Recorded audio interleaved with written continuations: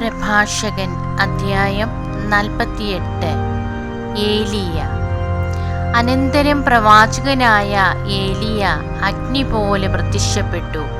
അവന്റെ വാക്കുകൾ പന്തം പോലെ ജ്വലിച്ചു. അവൻ അവരുടെ മേൽ ക്ഷാമം വരുത്തി.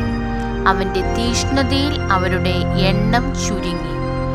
കർത്താവിന്റെ വാക്കുകൊണ്ട് അവൻ ആകാശവാതിലുകൾ അടച്ചു. 3 പ്രാവശ്യം അഗ്നി ഇറക്കി. ഏലിയ, അത്ഭുത പ്രവൃത്തികളിൽ നീ എത്ര മഹത്വമുള്ളവൻ! അത്തരം പ്രവൃത്തികളുടെ പേരിൽ അഭിമാനിക്കാൻ കഴിയുന്നവർ മറ്റാരുണ്ട്? അത്യുന്നതന്റെ വാക്കുകൊണ്ട് നീ മരിച്ചവരുടെ ഇടയിൽ നിന്ന്, പാതാളത്തിൽ നിന്ന് ഒരു ജഡത്തെ ഉയർപ്പിച്ചു. നീ രാജാക്കന്മാരെ നാശത്തിലേക്ക് നയിക്കുകയും പ്രസിദ്ധന്മാരെ കിടക്കയിൽ നിന്ന് താഴെ ഇറക്കുകയും ചെയ്തു. നീ സീനായിൽ വെച്ച് ഭീഷണികളും ഹോറബിൽ വെച്ച് പ്രതികാരത്തിന്റെ വിധികളും ശ്രവിച്ചു. ശിക്ഷ നടത്താൻ രാജാക്കന്മാരെയും നിന്നെ പിന്തുടരാൻ പ്രവാചകന്മാരെയും നീ അഭിഷേകം ചെയ്തു. ആഗ്നേയാശ്വങ്ങളെ ബന്ധിച്ച രഥത്തിൽ അഗ്നിയുടെ ചുഴലിക്കാറ്റിലാണല്ലോ നീ സംവഹിക്കപ്പെട്ടത്. ദൈവത്തിന്റെ കോപം ആളിക്കത്തുന്നതിന് മുൻപ് അതിനെ തണുപ്പിക്കുന്നതിനും പിതാവിന്റെ ഹൃദയത്തെ പുത്രനിലേക്ക് തിരിക്കുന്നതിനും അങ്ങനെ യാക്കോബിന്റെ ഗോത്രങ്ങളെ പുനഃസ്ഥാപിക്കുന്നതിനും വേണ്ടി നിശ്ചിത സമയത്ത് നീ തിരിച്ചു വരുമെന്ന് എഴുതപ്പെട്ടിട്ടുണ്ടല്ലോ.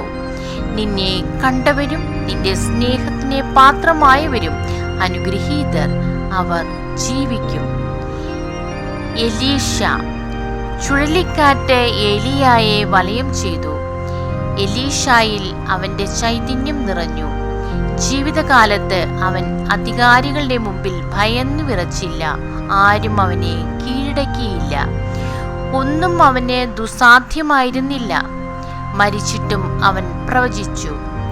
ജീവിച്ചിരുന്നപ്പോഴെന്ന പോലെ മരണശേഷവും അവൻ അത്ഭുതങ്ങൾ പ്രവർത്തിച്ചു. ഇതെല്ലാം കണ്ടിട്ടും ജനം അനുതപിച്ചില്ല. പാപത്തിൽ നിന്ന് പിന്മാറിയുമില്ല. സ്വദേശത്ത് നിന്ന് അവരെ അടിമകളായി പിടിച്ചുകൊണ്ടുപോയി.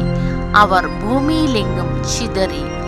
ജനത്തിൽ ഒരു ചെറിയ ഗണം മാത്രം ദാവീദിന്റെ ഭവനത്തിൽ നിന്നുള്ള അധികാരികളോടുകൂടെ അവശേഷിച്ചു. ചിലർ ദൈവത്തിന് പ്രതീകരമായി ജീവിച്ചു.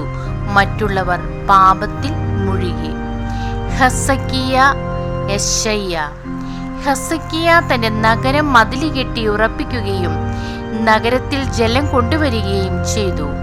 അവൻ ഇരുമ്പുകൊണ്ട് പാറ തുരന്നു കുളങ്ങൾ കുഴിച്ചു. അവന്റെ നാളുകളിൽ സെന്നാകെരീബ് രാജ്യം ആക്രമിക്കുകയും റബ്ഷക്കയെ അയക്കുകയും ചെയ്തു. അവൻ സിയോനെതിരെ കരമുയർത്തി അഹങ്കാര ജൽപ്പനം മുഴക്കി. അപ്പോൾ ജനത്തിന്റെ ഹൃദയം കുലുങ്ങി, കരങ്ങൾ വിറച്ചു. ഈറ്റുനോവെടുത്ത സ്ത്രീയെപ്പോലെ അവർ കഠിന വ്യഥ അനുഭവിച്ചു.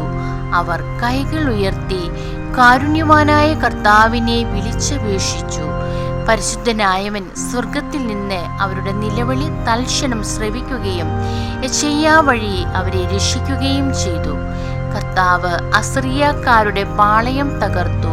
അവിടുത്തെ ദൂതൻ അവരെ മായിച്ചു കളഞ്ഞു. എന്തെന്നാൽ ഹെസക്കിയ ദൈവത്തിന് പ്രീതികരമായവ പ്രവർത്തിച്ചു. ഉന്നതനും വിശ്വാസിയുമായ ദർശനത്തോടു കൂടിയവനുമായ യെശയ്യാ പ്രവാചകന്റെ പ്രബോധനമനുസരിച്ച് അവൻ തന്റെ പിതാവായ ദാവീദിന്റെ മാർഗത്തിൽ ഉറച്ചു നിന്നു.